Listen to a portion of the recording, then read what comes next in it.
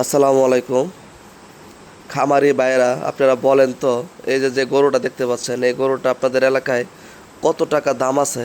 এটা গাভী গরু, এটা বাচ্চা নাই, গাভী গরু। এটা মোটা তাজা করার জন্য কিনা হয়েছে, আমার খামারে কিনছি। আপনারা একটু বলে জানাবেন, কমেন্টে জানাবেন যেটা আপনাদের এলাকায়, যার যার এলাকায় কত টাকা দাম আছে গাভীটার, আপনাদের এলাকায় বাজারে কত টাকা দাম আছে, আর এটা কতদিন পারলে মোটা তাজা হবে, 100% ফুল কমপ্লিট হবে, আমাকে একটু জানাবেন। তাকে কি কি ট্রিটমেন্ট করতে হবে এটাও একটু জানাবেন। যারা অভিজ্ঞ খামারি আছেন তারা আমাকে একটু পরামর্শ দিবেন, এই গরুটাকে আমি কি কি ব্যবহার করতে পারি, মেডিসিন, আর কি কি খাবার দিতে পারি, এই গরুটার দাম কত হইতে পারে বাজার আনুমানিক।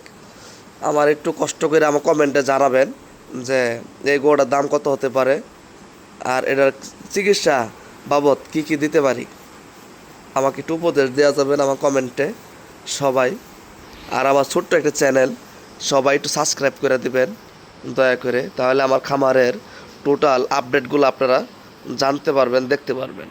হ্যাঁ, এই যে শুয়ে রয়েছে যে, এইগুলো হচ্ছে আমার মহিষ। এই যে এটা হচ্ছে আমার বড় মহিষ।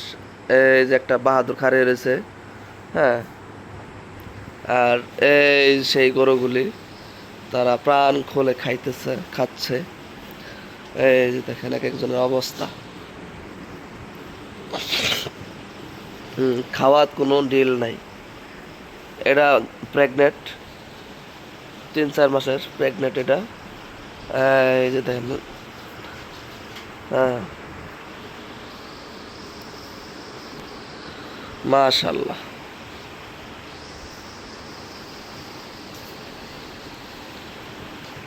এই গরুগুলি নিচে আমি কিছুদিন আগে, এটা আপনাদেরকে আমি ভিডিও করে দেখাইছিলাম যে আমি গরুগুলি নিছি, কত দেয়া নিছি, কী আসে বিষয় সব কিছু আমি বলছি এক ভিডিওতে।